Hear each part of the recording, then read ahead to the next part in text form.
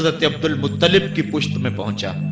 اللہ تعالیٰ نے انہیں 10 بیٹے عطا فرمائے۔ انہوں نے منت مانی تھی، اے اللہ اگر تو مجھے 10 بیٹے دے اور وہ جوان ہوں، تنو مند ہوں، تو میں ایک بیٹا تیرے راستے میں قربان کروں گا۔ جب حضرت عبداللہ جو کہ حضرت عبد المطلب کے چھوٹے فرزند تھے، ان کی عمر 18 سال ہوئی تو حضرت عبد المطلب کو اپنی منت یاد آئی۔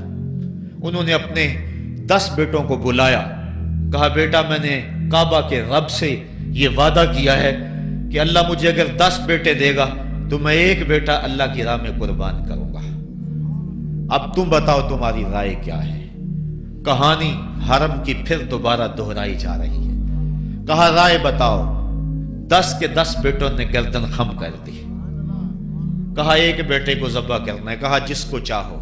کہا نہیں میں قرعہ ڈالتا ہوں۔ جب قرعہ ڈالا تو حضرت عبداللہ کے نام قرعہ نکل آیا۔ فرشتے پھر دم بخود تھے، مالک تو نے اس کی پشت میں امانت رکھی ہے اور آج اس کو بھی ذبح کیا جائے گا۔ کائنات پر پھر کوہرام مچنے لگا۔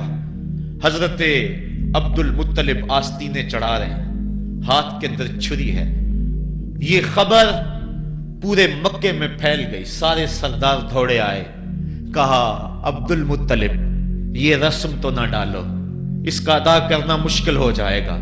کہا میں نے کعبے کے رب سے یہ منت مانی تھی اور اللہ نے وہ منت پوری کر دی۔ اب میں تو جب قرعہ نکالا تو میرے اس فرزند کے نام قرعہ نکل آیا، میں اس منت کو ہر صورت میں پورا کروں گا۔ لوگ اکٹھے ہو گئے، منت سماجت کر رہے ہیں، لیکن حضرت سیدنا عبد المطلب ہر صورت میں اپنی اس منت کو پورا کرنے کے لیے مصر ہیں۔ پھر کہا کہ حجاز کی حرافہ اس کے پاس چلتے ہیں اور جا کے اس کے سامنے یہ مسئلہ رکھتے ہیں۔ بعض نے لکھا کہ حجر کی کہنا کے پاس جاتے ہیں۔ با اختلاف روایات وہ حجاز کی حرافہ کے پاس پہنچے۔ جب اس کا پتہ کیا تو وہ خیبر میں تھی، تو اس کے پاس سارے سردار اکٹھے ہو کے گئے کہ اس طرح ہمارے سردار نے منت مانی تھی تو اب وہ بیٹے کو ذبح کرنے کے لیے تیار ہے، تو تم بتاؤ کس کے بارے میں ہمیں کیا کرنا چاہیے۔ اس نے کہا کل آنا، میرا تابعی آئے گا تو میں اسے پوچھوں گی، جو مجھے کہے گا میں تمہیں بتا دوں گی۔ اگلے دن یہ سردار پھر اس حرافہ کے پاس پہنچے۔ اس نے کہا کہ میرا تابعی آیا تھا، پہلے تم یہ بتاؤ کہ تمہارے ہاں کسی شخص کی دیت کتنی ہے؟ جو شخص مقتول ہو اس کی دیت قاتل کتنی دیتا ہے؟ انہوں نے کہا 10 اونٹ۔ کہا جاؤ پھر ایک طرف 10 اونٹ رکھو اور ایک طرف عبداللہ کا نام رکھو اور قرعہ ڈالو۔ اگر 10 اونٹوں کی طرف قرعہ نکل آیا تو 10 اونٹ ذبح کر دینا، اور اگر عبداللہ کی طرف نام نکل آیا پھر دوبارہ 10 اونٹ ادھر اور رکھنا، 20 رکھنا، اور اس طرح اونٹ 10-10 بڑھاتے جانا۔ جب قرعہ عبداللہ کے نام سے ہٹ کر اونٹوں کی طرف نکلا تو پھر اتنے اونٹ ذبح کر دینا۔ میرے تابعی نے یہی حل بتایا ہے۔ کہا ٹھیک۔ آئے اور آ کے ساری بات سنائی۔ 10 اونٹ ایک سمت رکھے گئے اور حضرت عبداللہ کا نام ایک سمت رکھا گیا۔ جب قرعہ نکالا تو حضرت عبداللہ کے نام نکلا۔ پھر 20 اونٹ رکھے گئے، پھر قرعہ نکالا تو حضرت عبداللہ کے نام نکلا۔ پھر 30 اونٹ رکھے گئے، قرعہ حضرت عبداللہ کے نام نکل رہا ہے۔ 40 اونٹ رکھے گئے، 50 رکھے گئے، 60، 70، یہاں تک کہ 100 اونٹ رکھے گئے۔ 100 اونٹ جب ادھر ہو گئے، اب قرعہ نکالا تو اونٹوں کے نام نکل آیا۔ سارے خوش ہو گئے کہ اب قرعہ اونٹوں کے نام نکل آیا، عبداللہ کی جان بچ گئی۔ لیکن حضرت عبد المطلب فرمانے لگے کہ میں ایسا نہیں کروں گا۔ کہا کیا کرو گے؟ کہا ایک مرتبہ نکلا ہے، 3 مرتبہ قرعہ ڈالو۔ اگر تینوں مرتبہ عبداللہ کے نام کی بجائے اونٹوں کے نام نکلا تو پھر میں سمجھوں گا کہ اللہ کی طرف سے یہی مرضی ہے، ورنہ میں اپنے بیٹے کی گردن پہ چھری رکھ دوں گا۔ اللہ اکبر! مکے کے اندر سردار بھی دعائیں مانگ رہے ہیں۔ اللہ اکبر! ام ایمن بھی دعا مانگ رہی ہے، مکے کے پربت دعائیں مانگ رہے ہیں، کائنات کا ذرہ ذرہ دعائیں مانگ رہے ہیں۔ قرعہ جب ڈالا گیا تو دوسری مرتبہ بھی قرعہ اونٹوں کے نام نکلا۔ اب تیسری مرتبہ جب کرہ ڈالا گیا تو ہر ایک کا دل دھڑک رہا ہے. حضرت عبد المطلب تیار ہیں. کہا اگر تیسری مرتبہ بھی کرہ اونٹوں کے نام نہ نکلا تو میں اپنے بیٹے کی گردن پہ چھری پھیروں گا، چونکہ میں نے کعبے کے رب سے منت مانی ہوئی ہے. جب تیسری مرتبہ کرہ ڈالا گیا تو وہ بھی اونٹوں کے نام نکلا. 100 اونٹ ذبح کر دیے گئے. حضرت عبداللہ جو کہ حضور کی امانت کے امانت دار تھے، ان کی زندگی محفوظ ہوئی. حضور علیہ السلام فرمایا کرتے تھے آنا ابن الذبیحین، لوگوں میں 2 ذبیحوں کا بیٹا ہوں. ایک ذبیح اسماعیل علیہ السلام ہے اور ایک ذبیح میرے والد حضرت عبداللہ رضی اللہ تعالیٰ عنہ. جلدی سے حضرت عبداللہ کی شادی کی گئی. حضرت آمنہ سلام اللہ علیہا آپ سے نکاح ہوا. شادی کو ابھی چند ماہ ہی گزرے تھے کہ حضرت عبداللہ رضی اللہ تعالی عنہ شام کی طرف تجارت کی غرض سے گئے. واپس جب مدینہ طیبہ پہنچے تو ان کی طبیعت خراب ہو گئی. تو وہ چند لمحے چند دن وہاں رک گئے. قافلہ بھی رکا لیکن طبیعت سنبھل نہیں رہی تھی. قافلے والے انہیں وہاں چھوڑ آئے اور واپس آ گئے. کچھ دنوں کے بعد خبر پہنچی کہ حضرت عبداللہ رضی اللہ تعالیٰ عنہ کا مدینے میں انتقال ہو گیا ہے. حضور علیہ السلام شکم مادر میں. فرشتوں نے کہا مالک تیرے نبی تو شکم مادر میں یتیم ہو گیا. اے اللہ تیرا نبی تو شکم مادر میں یتیم ہو گیا. آواز آئی آنا حافظہ و آنا ناصرہ و آنا کافلہ. تم کیوں پریشان ہوتے ہو؟ میں اس کی حفاظت بھی کروں گا، اس کی مدد بھی کروں گا، اس کی کفالت بھی کروں گا. حضرت آمنہ سلام اللہ علیہا کے دل میں یہ خیال تھا کہ میں اپنے شوہر نامدار جس کے چہرے کو ابھی میں نے جی بھر کے دیکھا بھی نہیں تھا اس کی قبر پہ جاؤں. لیکن جو امانت تھی اس امانت کے تقاضے ان کو اس سفر سے روکتے رہے. حتیٰ کہ حضور کی ولادت ہوئی. آقا کریم کی عمر جب 6 سال ہوئی تو اب ان کے دل میں یہ جذبے اور یہ احساس اجاگر ہوا اور یہ جذبہ بڑھ گیا کہ میں جاؤں اور اپنے شوہر نامدار کی قبر پہ حاضر ہوں. حضرت آمنہ سلام اللہ علیہا آپ اپنے نونہال فرزند کو لے کر ام ایمن جو کہ حضرت عبداللہ کی کنیز تھیں ان کو لے کر آپ پہنچے مدینہ المنورہ. کچھ عرصہ گزارا. اللہ کے محبوب علیہ السلام کو کسی یہودی نے دیکھا تو اس نے یہ خبر گرم کر دی کہ وہ جو موعود نبی ہے جس کا وعدہ ہماری سابقہ کتابوں میں ہے وہ یہی ہے. لوگ جوق در جوق دیکھنے آنے لگے. تو حضرت آمنہ پریشان ہوئی اور جلدی سے وہ مکے کی طرف عازم سفر ہوئی. ابھی مکے سے 150 کلومیٹر کا فاصلہ باقی تھا کہ ابوا کے مقام پر حضرت آمنہ سلام اللہ علیہا کو سخت بخار ہو گیا اور حضرت آمنہ سمجھی کہ یہ میرا بخار جان لیوا ثابت ہوگا. تو انہوں نے ام ایمن کو بلایا. کہا لگتا ہے کہ یہ بخار میری موت کا باعث بنے گا. میں تمہیں وصیت کرتی ہوں کہ میرے بیٹے کو بحفاظت امیر قریش عبد المطلب تک پہنچا دینا. اور اس کے بعد حضور کو حضرت آمنہ نے بلایا، اپنے سامنے بٹھایا، سر پہ ہاتھ رکھا. حضرت آمنہ حضور سے کچھ باتیں کرنا چاہ رہی تھی. وادی ابوا کے اندر یہ منظر بڑا دل گداز تھا. حضرت آمنہ نے اب حضور کے سر پہ ہاتھ رکھا اور روتے ہوئے کہا، آنکھیں چھلکنے لگی. کہا بیٹا ہر نئی چیز نے پرانی ہو جانا ہے اور ہر باقی نے فنا ہو جانا ہے. میں بھی جا رہی ہوں وذکر باک و ولد تو تہرا، لیکن سنو میرا ذکر نہیں مٹے گا. میں تیرے جیسا پاکیزہ بیٹا چھوڑ کے جا رہی ہوں. یہ آخری لفظ تھے حضرت آمنہ سلام اللہ علیہا کے. اس کے بعد حضرت آمنہ سلام اللہ علیہا آخری ہچکی لی اور حضور سے ماں بھی جدا ہو گئی. آقا کریم علیہ السلام نے اپنی والدہ کو وہاں دفن کیا ام ایمن کے ساتھ مل کے جیسے بھی ہو سکا. وہ کیا کسی نے کہا تھا تجھے کن پھولوں سے ہم کفن دیں، تو جدا ہی ایسے موسموں میں ہوا جب درختوں کے ہاتھ پھولوں سے خالی تھے.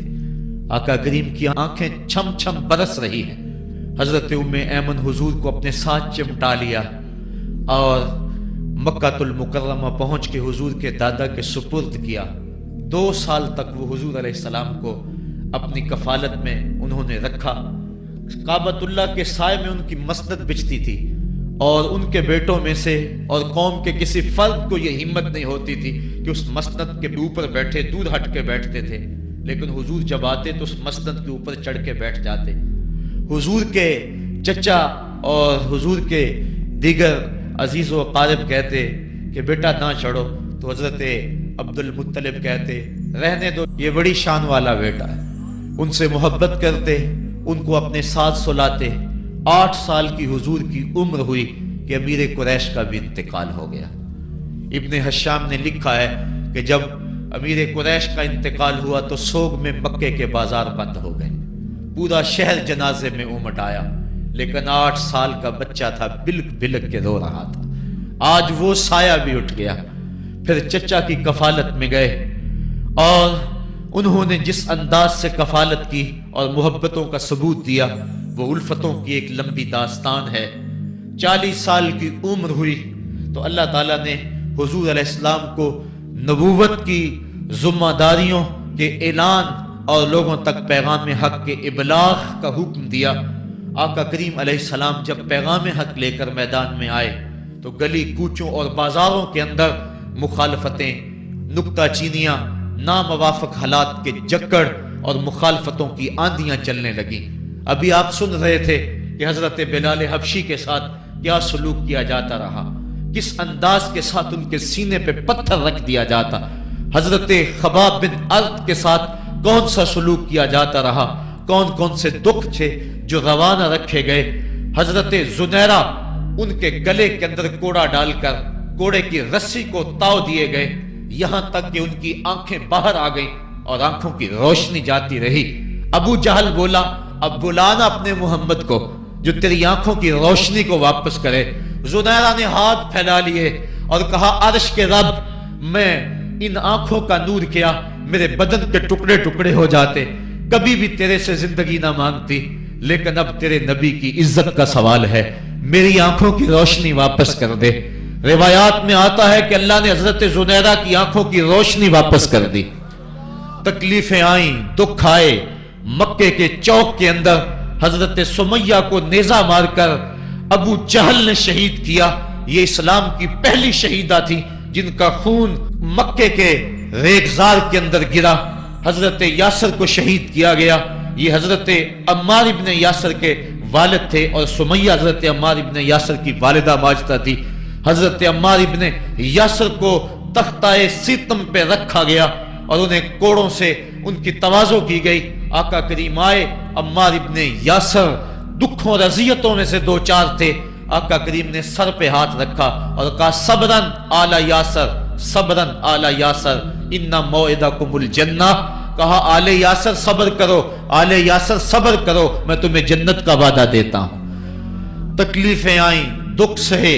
اس راستے کے اندر مکے کی گلیوں میں حضور کے ساتھ جو سلوک ہوا کون بھول سکتا ہے۔ کبھی کانٹے بچھ رہے ہیں، کبھی حضور کی راہوں میں گڑھے کھودے جا رہے ہیں، کبھی اوجریاں ڈالی جا رہی ہیں بدن اطہر کے اوپر۔ ابو لہب اپنے گھر کا کوڑا اٹھا کر حضور کی دہلیز پہ ڈال جاتا ہے۔ عقبہ بن ابی معیط حضور کے گلے کے اندر کپڑا ڈال کے اس کو تاؤ دیتا ہے۔ حضور فرماتے ہیں جتنے دکھ اس نے مجھے دیے کسی نے نہیں دیے۔ اذیتوں کی داستانیں رقم ہو رہی ہیں۔ آقا کریم علیہ السلام کے شفیق چچا بھی انتقال کر جاتے ہیں۔ جب گھر آتے تو اپنی زوجہ حضرت خدیجہ الکبریٰ سے دکھڑے کہتے، وہ بھی انتقال کر جاتی ہیں۔ اس سال کا نام عام الحزن رکھا جاتا ہے، دکھوں کا سال، مصیبتوں کا سال۔ آقا کریم بہت دل برداشتہ ہوئے قوم سے، پھر سوچا چل طائف چلتا ہوں اور طائف والوں کو پیغام حق دیتا ہوں، شاید میری آواز پر وہ لبیک کہہ دیں۔ 1 مہینے کا سفر کر کے حضرت زید بن حارثہ کو ساتھ لے کر طائف پہنچے۔ ان کے 3 سردار تھے، عبد یالیل بن عمر، حبیب بن عمر اور مسعود بن عمر۔ ان کے پاس جا کر پیغام حق دیا، کہا تمہاری بھلائی کا سندیشہ لے کر بڑی دور سے چلا ہوں، میری دعوت کو قبول کر لو، دنیا میں بھی کامیابی आखिरत में भी कामरानी तुम्हारा मुकद्दर होगी। ये दावत पेश की। उन्होंने कहा कि हम तुम्हारी दावत को मुस्तरद करते हैं। एक बोला कि और कोई जमाने में बंदा नहीं था जिसको नबूवत मिलती, तुझे मिलनी थी। किसी ने कुछ कहा, ताने दिए, दिल दुखाया हुजूर का। आका करीम ने फरमाया, इस फाल तुम मा फाल तुम फक तुम अलैया, तुमने जो मुझसे कहा सो कहा, तुमने जो मेरे साथ सलूक किया वो तुम्हारी मर्जी। इतना मेरे से वादा करो कि ये बात कि मैं तुम्हारे पास आया हूं दावत दीन देने के लिए, तुम्हें पैगाम हक देने के लिए, इसको पोशीदा रखोगे, मख्फी रखोगे, ताकि मक्के वाले मेरे दुश्मन हैं। और जब उन्हें पता चला कि ताइफ गए हैं तो वो ताइफ वालों ने भी दावत कबूल नहीं की, तो वो तमस्खुर करेंगे, मुझे निशाने तदहीक बनाएंगे। लिहाजा जो कहा सो कहा, अपने अंदर इस बात को राज रखो। उन्होंने कहा कि हम क्यों राज रखते फिरें। उन्होंने इफ्शा किया, बल्कि ओबाशों के हाथों में पत्थर दिए। हजरत उम्मुल मोमिनीन सैयदा आयशा सिद्दीका रज़ी अल्लाह ताला अन्हा, महबूब कायनात, कहती हैं कि एक दिन मैंने हुजूर से पूछा कि आका उहुद के दिन से सख्त दिन भी कभी जिंदगी में आप पर आया है? फरमाया, हाँ आयशा, जब ताइफ के बाजारों में तेरी कौम ने मुझे पत्थर मारे थे तो ये दिन उहुद के दिन से भी सख्त था। हुजूर फरमाते हैं, जब मैं ताइफ से बाहर निकला तो उनके हुंडे दो रोया कितारों में खड़े थे, हाथों में पत्थर, और मैं दरमियान से गुजरने लगा तो वो मेरे पांव पे पत्थर मारते। मैं पांव उठा लेता तो दूसरे पांव पे पत्थर मारते। फिर मैं शिद्दत दर्द और एहसास कर्ब से बैठ जाता तो उनके दो गुंडे आगे बढ़ते, मुझे कंधों से पकड़ के उठाते और फिर मुझे पत्थर मारते। फरमाया, है आयशा, ये दिन उहुद के दिन से भी सख्त था जब तेरी कौम ने ताइफ के बाजारों में मुझे पत्थर मारे। आका करीम अलैहिस्सलाम उहुद के अंदर जब हुजूर के चचा शहीद हुए, वो दिन भी तारीख इस्लाम का दर्दनाक दिन है। आका के सर पे पट्टी बंधी हुई थी, आंखों में आंसू थे और बार बार पूछते थे, मा फाला अम्मी, मेरे चचा की बात सुनाओ। जब बताया गया हुजूर हजरत हमजा शहीद हो गए तो आका करीम उनकी लाश पे गए, देखा कि उनका पेट चाक है, उनकी नाक काट दी गई है, उनकी जुबान काट दी गई है, उनका दिल निकाल लिया गया है, उनकी आंखों में नेज़े चुभोए गए हैं और उनके कान काट लिए गए हैं। आका करीम की आंखों में अश्क थे और आका करीम, मा फाला अम्मी, मेरे चचा का क्या हुआ? आका करीम अपनी जुबान पर ये लफ्ज ला रहे थे। और फिर जब हजरत सफी आई और उनके पास दो कफन के टुकड़े थे, दो कफन के कपड़े थे, जब हजरत अमीर हमजा को कफन दिया जाने लगा, कहा 7 अंसारी की लाश पड़ी हुई है, कहा इन्हें भी कफन दो। मेरा हमजा 2 कपड़ों में और इसे 1 कपड़ा भी नसीब ना हो। मोहम्मद अदल करने आया है, इंसाफ करने आया है। अब जब कपड़े फैलाए गए तो एक कपड़ा लंबा था, एक कपड़ा छोटा था। अर्ज की हुजूर, ये जो बड़ा कपड़ा है ये अमीर हमजा रज़ी अल्लाह ताला अन्हु को दे दें और छोटा अंसारी को दे दें। कहा नहीं, मैं इंसाफ करने आया हूं, कुरा डाल लो किसके हिस्से में कौन सा कपड़ा आता है। और जब कुरा डाला गया तो छोटा कपड़ा हजरत अमीर हमजा के हिस्से में आया और बड़े कपड़े में उस अंसारी सहाबी को कफन दिया गया। अब वो कपड़ा जब हजरत अमीर हमजा का सर ढांपते थे तो पांव नंगे हो जाते, पांव ढांपते तो सर नंगा हो जाता। आका करीम फरमाया, कपड़ा सर की तरफ कर दो और अजगर घास लेकर पांव की तरफ डाल दो। अल्लाह के महबूब अलैहिस्सलाम उस दिन इतने गमज़दा थे कि जब दोबारा मदीने पहुंचे तो हुजूर को पकड़कर खच्चर से सवारी से उठाकर हुजूर को जो है वो नीचे रखा गया। सख्त तकलीफ में थे, दुखों की जिंदगी, ताइफ के बाजार, फिर मदीने के अंदर जब वो माहौल आया, खूबसूरतियां आ गई, रोशनी आ गई, आसमान से हर दम नूर उतरने लगा। वो वक्त गया जब लोग पत्थर मारते थे, अब हुक्म हो गया, खबरदार मेरे नबी की आवाज से आवाज भी ऊंची नहीं करनी। खबरदार, तुमने मेरे नबी से कोई मसला पूछना है तो पहले सदका लो, फिर फकीर ढूंढो, फिर खैरात करो, फिर मेरे नबी की चौखट पे आओ। तुम्हें पता चले कि किस चौखट पे आ रहे हैं, किस दर पे आ रहे हैं। आका करीम अलैहिस्सलाम इस माहौल के अंदर घर में खुश हैं, आंगन में खुशियां हैं, फूल खिले हुए हैं। हजरत इब्राहीम अलैहिस्सलाम हुजूर के शहजादे हुजूर की रान पे बैठे हुए हैं। हजरत इमाम हुसैन भी दौड़ते दौड़ते आए और वो भी हुजूर की एक रान पे बैठ गए। हुजूर कभी हुसैन को देखते हैं, کبھی اپنے فرزند کو دیکھتے ہیں، کبھی حسین کو دیکھتے ہیں، کبھی حسین کے ماموں کو دیکھتے ہیں۔ حضرت ابراہیم اور حضرت امام حسین رضی اللہ تعالیٰ عنہ دونوں کو دیکھ کر اللہ کے محبوب خوش ہو رہے ہیں۔ فرشتہ نے اذن مانگا، آقا کریم نے اذن دیا۔ اس نے عرض کی حضور ان دو میں سے ایک کا اختیار ہے، ایک کو ایک کے بدلے میں قربانی دینا ہوگی۔ اب قربانیوں کی وہ حرم سے جو داستان چلی تھی وہ تسلسل ٹوٹنے نہیں پا رہا ہے، وہ تسلسل جاری ہے۔ حضور نے ایک نظر حضرت ابراہیم کو دیکھا اور پھر ایک نظر حضور نے حضرت امام حسین کو دیکھا، پھر حسین کو پکڑ کے سینے سے لگایا اور کہا میں اپنے اس بیٹے پہ اپنے اس بیٹے کو قربان کر رہا ہوں۔ چند دن کے بعد حضرت ابراہیم کا انتقال ہوا۔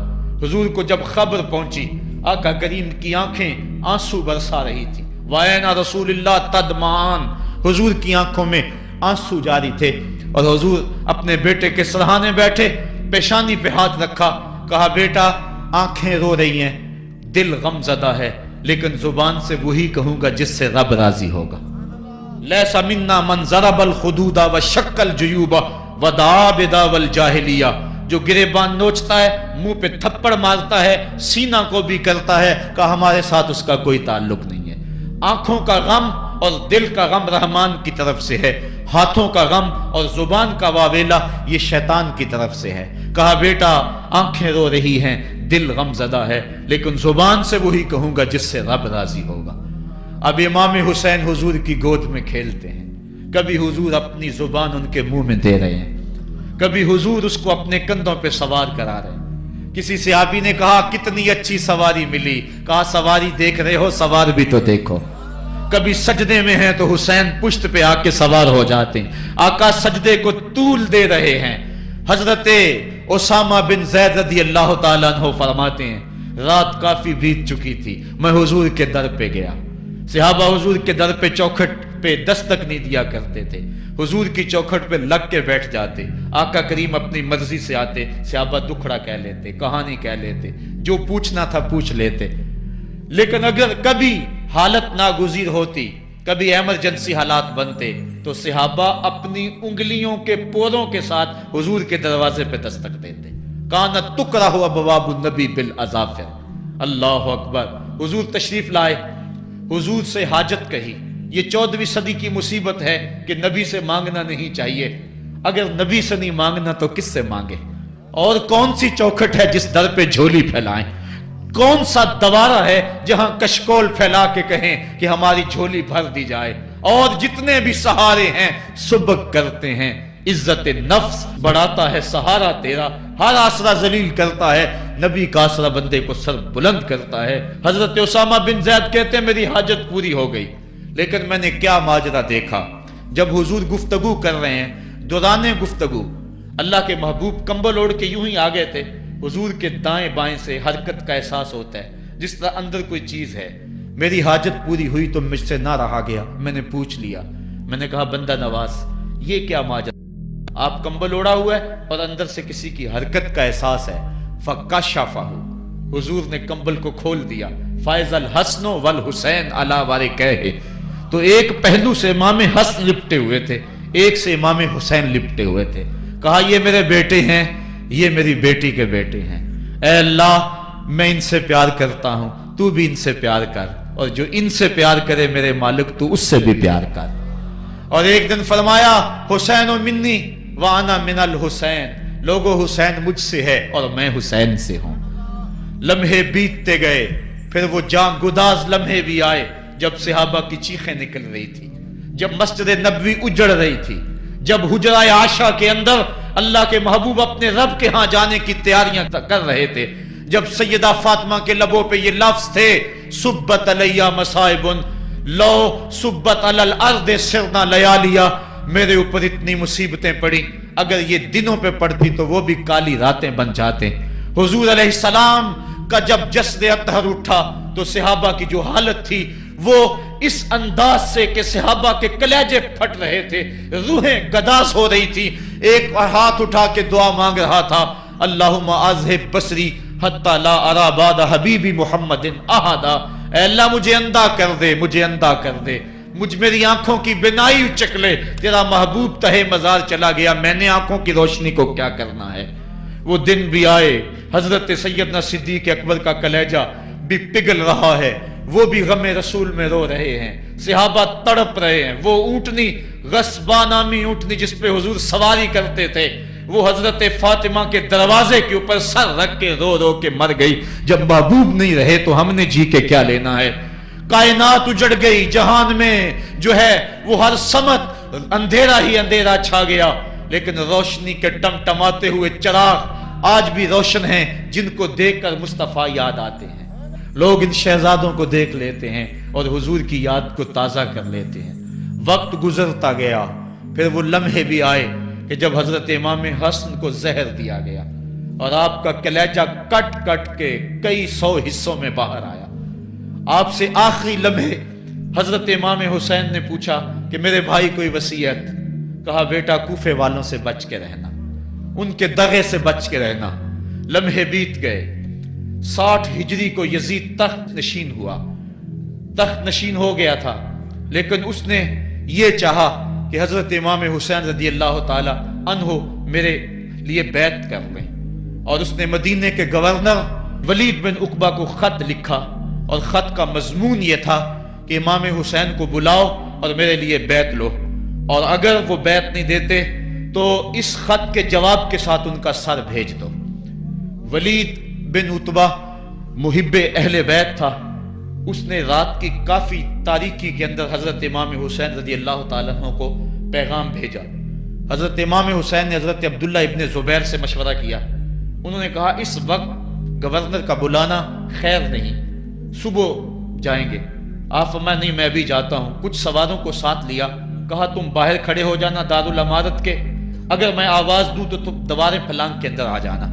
ولید بن عتبہ کے پاس امام حسین پہنچے، آپ نے کہا کہ سناؤ کیا معاملہ ہے؟ تو اس نے کہا کہ یہ خط ہے جو یزید نے بھیجا ہے۔ آپ نے فرمایا کہ میں صبح بتاؤں گا۔ ولید بن عتبہ نے کہا ٹھیک ہے۔ امام حسین پلٹنے لگے تو مروان بن حکم جو پاس بیٹھا ہوا تھا گورنر کے، کہنے لگا یہ چلے گئے تو دوبارہ ہاتھ نہیں آئیں گے، اب موقع ہے، اب ان کو پکڑ لو اور ان سے زبردستی بیعت لے لو۔ یہ بات حضرت امام حسین کے کانوں میں پڑی، آپ پلٹے، نیام سے تلوار نکالی، حیدری کچھار سے محمدی شیر نکل آیا، اور حضرت امام حسین رضی اللہ تعالیٰ عنہ نے اس وقت جو جملے کہے، تاریخ کے اوراق کے اندر وہ جملے محفوظ ہیں۔ حضرت امام حسین نے کہا ایھا الامیر، اے امیر تو جانتا نہیں ہم کون ہیں؟ انا معدن الرسالہ و محبت الوحی و مختلف الملائکہ، میں وہ ہوں جس کے گھر میں جبریل آتا تھا، ہمارے گھر میں وحی اترتی رہی ہے۔ وَيَزِيدُ بْنُ الْمُعَاوِيَةِ رَجُلٌ فَاسِقٌ فَاجِرٌ قَاتِلُ النَّفْسِ مُعْلِنٌ بِالْفِسْقِ شَارِبُ الْخَمْرِ وَمِثْلُنَا لَا يُبَايِعُ، کہا اور یزید شرابی ہے، یزید مسلمانوں کا قاتل ہے، یزید فاسق مولن ہے، اے امیر میرے جیسا شخص چھپ کر بیعت نہیں کر سکتا۔ اللہ اکبر۔ حضرت امام حسین نے جب یہ بات کہی، جو باہر لوگ کھڑے تھے وہ بھی چاقو چوبند ہو گئے۔ اس نے کہا حضور آپ جائیے۔ مروان مشورے دیتا رہا، لیکن حضرت امام حسین کو گورنر مدینہ نے کہا کہ آپ جائیے۔ حضرت امام حسین رضی اللہ تعالیٰ عنہ واپس پلٹے۔ حضرت امام حسین کی ہمشیرہ سیدہ زینب انتظار کر رہی تھی بھائی کا۔ پوچھا کیا ماجرا ہے؟ کہا حالات بگڑ گئے، اب ہمارا مدینے میں رہنا محال ہے، صبح سحری سے قبل شہر مدینہ چھوڑ دیں۔ اللہ اکبر، ورنہ ہمارے خون سے نبی کا حرم لالا زار بنے گا۔ حضرت امام حمام رضی اللہ تعالیٰ عنہ نے اہل بیت کی مشاورت سے یہ فیصلہ کر لیا۔ کجاوے کسے جانے لگے، سامان تیار ہو گیا۔ حضرت محمد بن حنفیہ کو کہا کہ تم یہاں رہو اور تم خبر پہنچانا کہ پیچھے کیا ماجرے ہوتے ہیں، اور مکے کی طرف میں سفر کر رہا ہوں۔ کہانی لمبی ہو رہی ہے اور وقت کے دامن میں اتنی گنجائش نہیں ہے کہ پھر کس طرح شہر مدینہ چھوڑا ہوگا. حاجی جاتے ہیں 8 دن اور 8 دن کے بعد مدینہ چھوڑتے ہیں. ان سے کوئی پوچھو کہ مدینہ چھوڑنا کتنا مشکل ہے. وہ کیا کسی حاجی کو لوگ مبارک دے رہے تھے؟ اس نے کہا تھا مبارک دے رہے ہو دوستو حج و زیارت کی، میرا غم بھی تو دیکھو، میں مدینہ چھوڑ آیا ہوں. جو 8 دن مدینہ رہتا ہے اس سے مدینہ چھوڑا نہیں جاتا جس کی ولادت مدینے میں ہوئی. جو کھیلتا تھا تو مدینے کی گلیوں میں، جس کے گھر کا دروازہ مسجد نبوی میں کھلتا تھا، اس حسین کو مدینہ چھوڑنا قیامت ہوگی. شہر مدینہ چھوڑا. حضرت امام حسین رضی اللہ تعالیٰ عنہ مکہ المکرمہ پہنچے. وہاں رمضان گزرا، حالات وہاں بھی بگڑتے گئے. مسلسل خط آتے رہے کوفے سے. کہانی طویل ہے. 8 ذو الحج کو حضرت امام حسین رضی اللہ تعالیٰ عنہ کوفے کی طرف عازم سفر ہوئے. حضرت عبداللہ ابن عمر، عبداللہ ابن عباس رضی اللہ تعالیٰ عنہما اور دیگر صحابی ہاتھ جوڑ کے کھڑے ہو گئے. بلکہ حضرت عبداللہ ابن عباس نے تو یہاں تک کہہ دیا کہ میں دیکھ رہا ہوں کہ وہاں تمہیں شہید کیا جائے گا، آپ اگر ضرور جاتے ہیں تو ان بچوں کو چھوڑ دیں. حضرت امام حسین فرماتے میرے غم گسارو، میرے پیارو، مجھ کو نہ روکو، مجھ کو جانے دو، مجھے نانے کے دی کی ڈوبتی کشتی بچانے دو. میں جاتا ہوں کہ دنیا پر وفا کا نام رہ جائے، میں رہوں نہ رہوں پر عظمت اسلام رہ جائے. میں نہیں جاتا تو نبی کے گھر کی آن جاتی ہے. لوگوں تمہارا دین جاتا ہے، میری غیرت ایمان جاتی ہے. کہا مجھے جانا ہوگا. 8 ذو الحج کو لوگ کعبہ کی طرف آ رہے ہیں اور کعبہ دلہن کی طرح سنورا ہوا ہے. طواف کرنے والوں کا جھرمٹ ہے. حاجی حج کرنے آ رہے ہیں لیکن حضرت امام حمام کسی اور حج کی تیاری کر رہے ہیں. کسی نے کہا حج تو کر جائیں، اتنی مرتبہ مدینے سے پیدل چل کے آئے اور آج تو مکہ المکرمہ میں موجود ہے. کہا پیچھے ہٹو، جو حج میں کرنے جا رہا ہوں وہ نوکھا ہوگا، وہ نرالا ہوگا. تم بھی طواف کرو گے، میں بھی طواف کروں گا. تم طواف کعبۃ اللہ کا کرو گے اور میں خیموں کا طواف کروں گا. ایک حج تمہارا ہے، ایک حج میرا ہے. تم وہ سے لوگے کس کے حجو اسود کے، میں اپنے فرزند کا منہ چوموں گا. لوگوں ایک طواف تمہارا ہوگا، ایک طواف میرا ہوگا. تم آب زمزم پیو گے، میں پیاسا رہوں گا. اور تم کبھی صفا پہ کبھی مروہ پہ دوڑو گے، میں کبھی علی اکبر کی لاش اٹھانے جاؤں گا، کبھی میں قاسم کی لاش اٹھانے جاؤں گا، کبھی اون و محمد کے تڑپتے ہوئے لاشوں کو اٹھانے جاؤں گا. لوگوں ایک حج تمہارا بھی ہے، ایک حج میرا بھی ہے. جب تم حج کر لو گے تمہاری سائی مکمل ہو جائے گی تو تم سر مڈا کے حرام کھول دو گے، اور جب میری سائی مکمل ہو جائے گی تو میں سر کٹا کے حرام کھول دوں گا. تم سفید حرام پہنو گے، میں سرخ حرام پہنوں گا. اور وہ حج قیامت تک کے آنے والے حجوں کی آبرو ہوگا. حسین اگر نہ شہید ہوتا تو آج گھر گھر یزید ہوتا. اسلام کی عظمت عیاں نہ ہوتی، خدا کے گھر میں اذان نہ ہوتی. بار الہا نوحہ سناتا پھرتا، تا روز جزا اشک بہاتا پھرتا. امداد نہ کرتے اگر کربلا میں حسین، اسلام تیرا ٹھوکریں کھاتا پھرتا. کربلا کی تپتی ہوئی ریگزار میں حضرت امام حسین نے جبر و ظلم کے خلاف جس قوت سے کھڑے ہو کر عزیمت کی داستان رقم کی. 10 محرم کا دن تھا، جمعے کا یوم سعید تھا. بیچ کربلا کے میدان میں دوپہر کے وقت جب نبی کا خاندان اجڑ رہا تھا، ایک ایک کلی اس چمن کی کٹ رہی تھی. 72 افراد 22,000 کے لشکر جرار کے مقابلے میں کھڑے تھے. وہ یزید جس نے اس کے علاوہ بھی بڑے جرم کیے، جس نے جو ہے وہ 1700 صحابہ کو مکہ المکرمہ میں شہید کیا، جس نے 700 حفاظ کرام کو شہید کیا، جس نے حضرت ابو سعید خضری کی داڑھی نوچ لی، جس نے مدینے کے اندر مسجد نبوی کے اندر گھوڑے باندھے، جس نے جو ہے وہ 3 دن تک مسجد نبوی کے اندر اذان نہ ہونے دی، وہ یزید آج کربلا کے تپتے ہوئے ریگزار کے اندر آل رسول کے ساتھ ظلم کی وہ داستان رقم کر رہا تھا کہ قیامت تک آنسو سسکیاں نہیں تھمنے پائیں گی. یزید مر گیا، اس کا نام مٹ گیا، اس کا تشخص مٹ گیا، لیکن حسین کا نام آج بھی زندہ ہے، اس کا پیغام آج بھی زندہ ہے۔ یہ ہزاروں کا مجمع، یہ امٹتے ہوئے محبتوں کے جذبات، یہ آنکھوں کا آنسوؤں کا خراج دینا، کیا یہ حسین ابن علی کی زندگی کی دلیل نہیں ہے؟ کون ہے جو یزید کا نام لیتا ہو؟ آج اگر کوئی یزید کا نام لیتا بھی ہے تو سر جھکا کے لیتا ہے۔ میں کہتا ہوں کیسا تمہارا لیڈر ہے جس کا نام لینے سے قبل شرمندہ ہوتے ہو، جس کا نام لیتے ہوئے شرمندہ ہوتے ہو، جس کا نام لینے کے بعد پسینہ پسینہ ہوتے ہو۔ تم اپنے قائد اور لیڈر کا نام لیتے جھجکتے ہو، گردن جھکا کے دائیں بائیں دیکھ کے نام لیتے ہو، اور جب ہم نام اپنے آقا کا لیتے ہیں سر اٹھا کے لیتے ہیں۔ اے حسین ابن علی تم پر سلام۔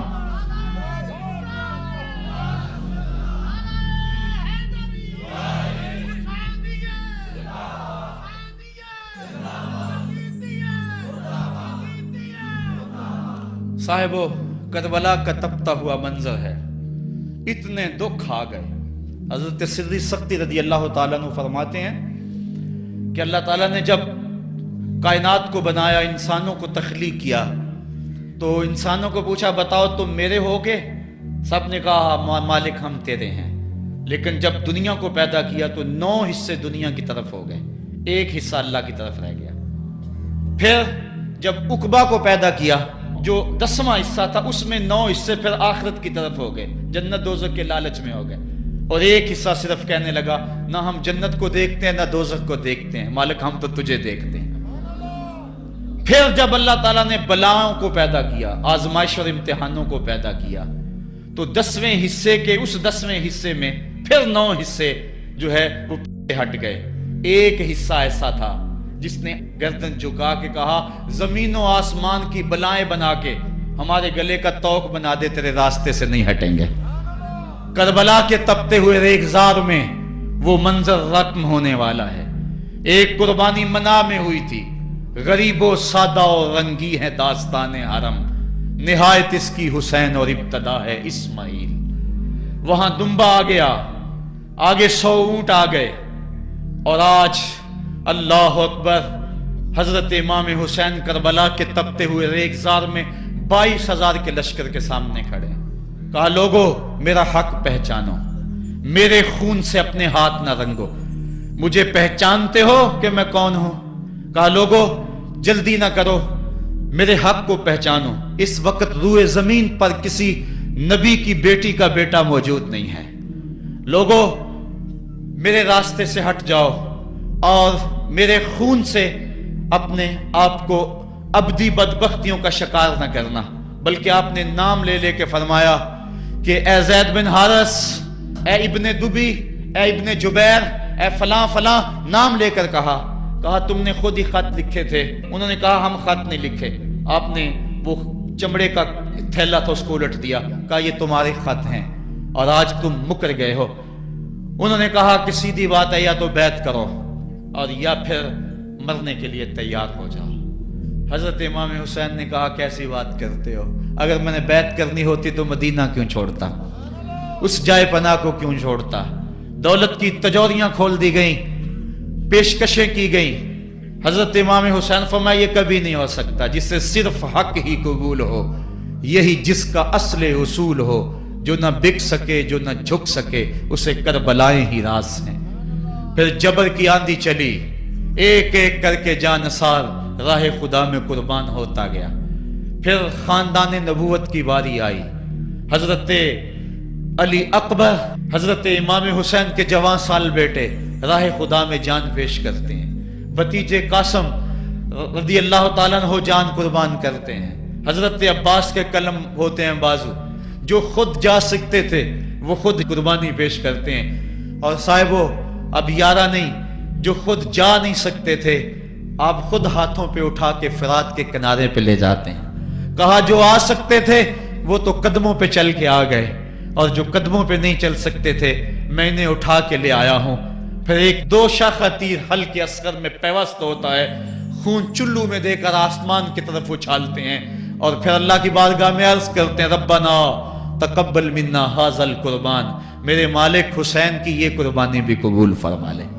یہ کام آسان نہیں ہے، जिगर पारा हाथों में तड़प के ठंडा हो जाए और फिर भी सब्र का मुजाहरा किया जाए और अल्लाह की रिजा पे राजी हो जाए। अब हजरत इमाम हुसैन रजी अल्लाह ताला अन्हु तन्हा रह गए, एक एक को रुखसत कर रहे थे शहादत का दूल्हा बनाकर, लेकिन अब इमाम हुसैन को रुखसत करने वाला कोई मौजूद नहीं है। आप घोड़े पे सवार हुए, मैदान करबला की तरफ फेर लगाई। खेमे के अंदर जो खवातीन थी वो जानती थी जो इस रास्ते गया फिर पलट के नहीं आया, उसकी लाश हजरत इमाम अपने कंधों पे उठा के लाए हैं। अब इस हुसैन इब्ने अली की लाश कौन उठाएगा? कहा सबने के हुसैन ना चाहिए, कहा मैं नाने के दीन के लिए जा रहा हूं। मैदान अमल में गए, तेगे बरा चमकी, लोगों के सर काट रही है, आवाज आ रही है ये कौन जी वकार है, बला का शाह सवार है, लिबास है फटा हुआ, गुबार से अटा हुआ, लख्त लख्त कटा हुआ, फिर भी है डटा हुआ, तमाम जिसमें नाजनी छिदा हुआ कटा हुआ, फिर भी है डटा हुआ, ये नबी का नूरे ऐन है, ये बिल यकीन हुसैन है। हुसैन इब्ने अली ने करबला के तपते हुए रेगजार के अंदर वो अजीमत की दास्ताने रकम की और फिर बोछार तीरों की, एक तन्हा सैयद ज़ादा और हजारों तीर चारों समत से उनके ऊपर बरसने लगे। किसी ने नेजा मारा, किसी ने तीर मारा। जब हजरत इमाम हुसैन घोड़े की जीन से नीचे उतरे तो उस वक्त आपके बदन पर 33 जख्म तलवारों के थे, 34 नेजे के अनिया आपके जिस्म के अंदर खुबी हुई थी। और मुहतात रिवायात के मुताबिक जब बाद में आपका पैराहन उतारा गया तो उसके अंदर 113 सुराख तीरों के निकले और वो तीर जिस्म में पैवस्त थे। और जब घोड़े की जीन से फर्शे जमीन पर गिरे, लगा जिस तरह रेहल से कुरान गिर गया हो। हजरत इमाम हुसैन रदी अल्लाह ताला अन्हो जब घोड़े की जीन से फर्शे जमीन पर गिरे तो वो जो तीर जिस्म में खुबे थे वो और पैवस्त हो गए, खूने मुश्कबू रेत के जर्रों पे बहने लगा। गोया इस्लाम का दिल धरती के ऊपर है, कायनात राशे में आ गई, करबला की धरती का कलेजा कांप रहा है। हजरत उम्मे सलमा को हुजूर ने करबला की मट्टी दी, कहा जब ये खून बन जाए तो समझ लेना कि मेरा हुसैन शहीद कर दिया गया है। वो मदीने के अंदर ख्वाब देखती हैं कि आका करीम अलैहिस्सलाम दाढ़ी मुबारक के अंदर गर्द मुबारक पड़ी हुई है और बाल उलझे हुए हैं, घबरा के उठ खड़ी हुई कि क्या माजरा है। और जल्दी से उस शीशी को देखा तो वो शीशी का जो मिट्टी रखी हुई थी वो खून बन गया था। और आपने कहा अहले मदीना सुन लो, हजरत इमाम शहीद कर दिए गए हैं। इधर इमाम हुसैन खून और खाक के अंदर तड़प रहे हैं और आपके जिस्म नाजुक पर बर्छियों, तेगों और तलवारों के साथ जो है वो लोग वार कर रहे हैं। सनान बिन अंस नखी आगे बढ़ा लेकिन सर काटने की हिम्मत ना पड़ी, उसने नेजा मारा और आपके गले के करीब वो नेजा पार कर गया और खून का फवारा फूटा। जरा बिन शुरैक ने आपकी पेशानी पे नेजा मारा, आप घबरा के गिरे, उठे और फिर गिर गए और फिर आपने अपनी पेशानी सजदे में रख दी। अपना खून जो था वो चेहरे पे मल लिया। हुसैन ने सुर्ख रंग के खून का जो खजाब था वो अपने दाढ़ी पे लगा लिया कि कल मैं अपने नाना को ये रंगत भी दिखाऊंगा। हरम की वो दास्तां जो मना से शुरू हुई थी आज उसकी तकमील हो रही है। वो गरीब और सादा और रंगीन दास्तां हजरत इमाम हुसैन रकम कर रहे हैं।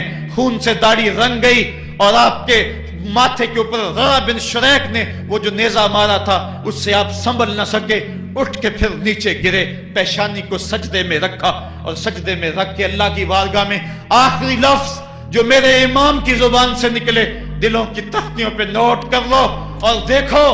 अल्लाह ताला के बंदे हजरत खलील ने दुआ मांगी थी, ऐ मेरे मालिक मैं इस जगह पे अपनी ज़ुर्रियत औलाद को छोड़ के आबाद करके जा रहा हूं और दुआ करता हूं कि वो नमाज को कायम रखें। आज उस दुआ की तकमील का मंजर लोगों के सामने है कि 113 तीर जिस्म में खुबे, 34 तलवारों के घाव, और वो भी रावी कहते हैं कि एक एक घाव में कितनी कितनी तलवारों के जख्म थे और नेजे की अनिया जिस्म में खुबी हुई थी। आपके कलेजे के अंदर नेजे की अनी को तोड़ दिया गया था। इस मौके पे हजरत इमाम हुसैन रज़ी अल्लाह ताला अन्हु ने अपने आप को संभाल के पेशानी को रेत के ऊपर रखा और अल्लाह की बारगाह में आखिरी लफ्ज हजरत इमाम हुसैन के लबों पे जो मचले, खून निकल रहा था اور खौली बिन यजीद आगे बढ़ के सरे अनवर को जुदा करने की तैयारियां कर रहा था। सनान बिन अंस आगे बढ़ा लेकिन कप आके पीछे हो गया। खौली बिन यजीद आगे बढ़ा, वो भी पीछे हो गया। फिर शिमर आया और शिमर आपके जिस्म नाज़ुक के ऊपर बैठ गया। हजरत इमाम हुसैन ने जब देखा तो इसके बदन के ऊपर बरस के फुलपैरी के निशान थे। तो हजरत इमाम हुसैन की जुबान से निकला, सदकल्लाहु व सदक रसूलुल्लाह, मेरे आका मेरे अल्लाह ने सच कहा। उसने कहा क्या सच कहा? कहा एक दिन मैं हुजूर की खिदमत में हाजिर था तो हुजूर ने फरमाया था, मैं देख रहा हूं एक चतकबरा कुत्ता मेरी औलाद के खून में मुंह मार रहा है। आज मैं देख रहा हूं कि मुस्तफा करीम का वो फरमान जो है वो पूरा हो रहा है। वो गुस्से में आया। इमाम जल्दी अपनी पेशानी सजदे में रखी और अल्लाह की बारगाह में इमाम के आखिरी लफ्ज़ थे, अल्लाहुम्मा रज़न बिक़ज़ाइका व सब्रन अला बलाइका तस्लीमन ले अमरिका सुबहान रब्बियल आला, सुबहान रब्बियल आला, सुबहान रब्बियल आला। मालिक, भाई, बेटे, भतीजे, भांजे, जानसार, आयानो अंसार सब कुछ लटा के, अब्बास के बाजू कटा के, जो जा सकते थे उन्हें भेज के, जो जा नहीं सकते थे खुद उठा के ले जा करके, अब्बास के बाजू कलम करवा के, ये खेमे के अंदर बच्चियां यतीम हो गई हैं, सुहाग उजड़ गए हैं। मेरे मालिक, सब कुछ लुटा के नबी का घर उजड़ गया, एक एक पत्ती गिर गई। जिनको बुलाया गया था आज उनकी मेजबानी तीरों, तलवारों और नेजों से हुई। लेकिन मालिक, तू देखा मेरी जुबान पे हाय नहीं आई, मैंने उफ तक नहीं की, जख्म पे जख्म खा के जी, खूने जिगर के घूंट पी, आह न कर लबों को सी। ये इश्क है, ये दिल लगी नहीं, ये मोहब्बत है। यहाँ लोग मसलूब भी होते हैं, यहाँ लोग सूली भी चढ़ते हैं। हुक्म होता है खबरदार, अगर आह भी की तो साबरों से नाम काट दूंगा। कहा मालिक, अल्लाहुम्मा रज़न बेक़ज़ाइका, जो तकदीर थी मैं उस पे राजी हो गया। वह सब्रन अला बलाइका, मालिक तूने देखा मैंने सब्र भी किया। तस्लीमन ले अमरे का, मुझे मालिक एतराज भी कोई नहीं, जो तेरा हुक्म था मैंने उसको तस्लीम भी कर लिया। सुबहान रब्बी अला, मालिक तू बड़ा है, तू बड़ा है। हुसैन सब कुछ लटा के, बच्चे कटा के, बाजू कटा के, घर उजाड़ के मालिक तेरी बारगाह में हाजिर हो रहा है और इतना कुछ करने के बावजूद भी तेरे पे राजी है। मेरे मालिक तू भी बता, तू भी हुसैन पे राजी हुआ है या कि नहीं हुआ है? तू भी हुसैन पे अब राजी हुआ है कि नहीं हुआ? आवाज आई, इस प्यासे पर अली शेरे खुदा को नाज है, इस नवासे पर मोहम्मद मुस्तफा को नाज है। औरों ने भी सजदे किए पर इसका जब अंदाज है, इसने वो सजदा किया जिस पर खुदा को नाज है। ए हुसैन इब्ने अली तुम पर सलाम, मेरे साथ मिलके कह दो, ए हुसैन इब्ने अली तुम पर सलाम, ए हुसैन इब्ने अली तुम पर सलाम। यही वक्त था जब खानदान नबूवत लुट रहा था। दोपहर का वही समा, वही लम्हे, इन हवाओं को हाथ जोड़ के कहो हमारा सलाम करबला वाले आका के हुजूर पहुंचा दे और अर्ज करो, ए हुसैन इब्ने अली तुम पर सलाम, नाज़िशे आले नबी तुम पर सलाम, तुम पे लाखों रहमतें लाखों सलाम। ए शहीदाने मोहब्बत के इमाम, लाला गूं लाला बदन लाला कफन, ए चमन अंदर चमन, जिंदगी ही जिंदगी तेरी हयात, ए हयात अंदर हयात। इफ्तिखारे मिल्लते बैजा है तू, रब्बे काबा की कसम यकता है तू। फख्र का दिल में दरीचा बाज करना चाहिए, जिनका तू आका है उनको नाज करना चाहिए। हम वाह हुसैन वाले हैं, आ हुसैन वाले नहीं हैं। वाह हुसैन तेरी अजमतों को सलाम। को हमालिया का कलेजा भी फट जाता, शक हो जाता, लेकिन इतने जख्म कलेजे पर जवां बेटे की लाश को कंधों पे उठा के लाना कोई मजाक तो नहीं है। हजरत इमाम हुसैन ने जबर के खिलाफ खड़े होकर कयामत तक के लिए राहे अमल छोड़ा। हजरत इकबाल खिराज पेश करते हैं, आ इमाम आशिकां पोरे बतूल, सरवे आजादे दबिस्ताने रसूल। अल्लाह अल्लाह बाए बिस्मिल्लाह पिदर, मानाए जिब्हे अजीम आयत बसर। सुरखरू इश्के गयूर अज खूनेऊ, शोखिए ई मिसरा अज मजमूनेऊ। ता कयामत कते इस्तिबदाद कर्द, मौजे खूनेऊ चमन ईजाद कर्द। इकबाल कहता है कि इश्के गयूर के चेहरे पे जो सुर्खी और बांकपन है वो हुसैन इब्ने अली के खून का सदका है। कयामत तक के लिए जबर के खिलाफ जितनी भी कौमें उठेंगी और जितने भी लोग मैदान अमल में आएंगे, मैं हर साल कहा करता हूं कि सबका कायद हुसैन इब्ने अली होगा। महात्मा गांधी ने जब अपनी कौम को कहा बरतानवी साम्राज्य के खिलाफ खड़े हो जाओ, और कौम से खिताब करते हुए महात्मा गांधी हिंदू ने कहा कि तुम कहोगे वो हुकूमत जिसकी सल्तनत में सूरज तुलू और गुरूब भी होता है, उससे टकराना हमाकत है, खुदकुशी करने के मुतरादिफ है। लेकिन इसके बावजूद मैं क्यों कह रहा हूं कि उस साम्राज्य के खिलाफ खड़े हो जाओ? महात्मा गांधी ने कहा था इसलिए कि मेरे सामने हुसैन इब्ने अली का किरदार मौजूद है। आज पूरी दुनिया के अंदर जुल्म और जबर की हवाएं चल रही हैं, और इस वक्त उम्मत मुस्लिमा को किरदार हुसैन अदा करने की जरूरत है। अगर हम नाम हुसैन इब्ने अली का लें और करतूतें और लक्षण सारे यजीद वाले हों, तो ये लफ्ज लफ्ज, हरफ हरफ और कदम कदम हजरत इमाम हम्माम से मुनाफकत है। आओ, अगर मैं नामे हुसैन लेता हूं तो घर भी उजड़ जाए, हक का परचम कभी ना गिरने दूं। मैं और आप इस अज़्म के साथ मैदान अमल में उतरें। इदारतुल मुस्तफा किसी तंजीम का नाम नहीं, ये एक फिक्र का नाम है, एक तहरीक का नाम है, एक मिशन और एक इनकलाब का नाम है। ये रूहों में हलचल पैदा करने के जज्बों का नाम है। ये मुस्तफा करीम के दर पे सलामी देने का नाम है। ये अपना सब कुछ मुस्तफा जाने रहमत पे कुर्बान कर देने का नाम है। आओ, इदारतुल मुस्तफा के प्लेटफॉर्म पे आप मैदान अमल पे निकले। हजरत इमाम हुसैन ने इस्लाम के गिरते हुए परचम को थाम लिया, और जबर की आंधियों के मुकाबले के अंदर भी उस परचम को खम नहीं होने दिया। आज मैं और आप उनका मिशन, उनकी फिक्र लेकर मैदान अमल में निकल आए। कुरान का फरेरा बनाकर, कुरान का परचम ही सीनों में थाम कर, अहले बैत की मोहब्बत अपने सीनों में लेकर मैदान अमल में निकले और कुरान की दावत घर घर दें। और अब रुकना नहीं, अब थमना नहीं, फिरदौस में जाके दम लेना, आफाक के हर हर गोशे में कुरान सुना के दम लेना। अब ये उठने वाले कदम आगे बढ़ते रहें। ये दर्स कुरान का जो काफिला मुल्क के तुलो अर्ज के अंदर रवा दवा है, इसमें एक जोश पैदा हो जाए और इसके अंदर एक इनकलाब पैदा हो जाए। कोई घर ऐसा न रहे, कोई बस्ती ऐसी न रहे, कोई कान ऐसा न रहे जिस कान तक कुरान का नगमा न पहुंचने पाए। इदारतुल मुस्तफा के जवां साल मुबल्लिग गली गली कूचे कूचे फैल जाएं, और जो दाई हैं, दावत देने वाले हैं, अगर वो खुद पैगाम पहुंचा सकते हैं तो असहद बिलाल इंदल्लाह अशहद, बिलाल की असहद भी अल्लाह को कबूल है। वो टूटे फूटे लफ्ज लेकर मैदान अमल में निकल आए, वरना वो सीडीज ले लें, वो और कुतब ले लें, वो दीन का नारा ले लें, वो पैगाम हक ले लें, और गली गली कूचा कूचा उसवा शब्बीरी और नामे हुसैन की दुहाई देते चले जाएं।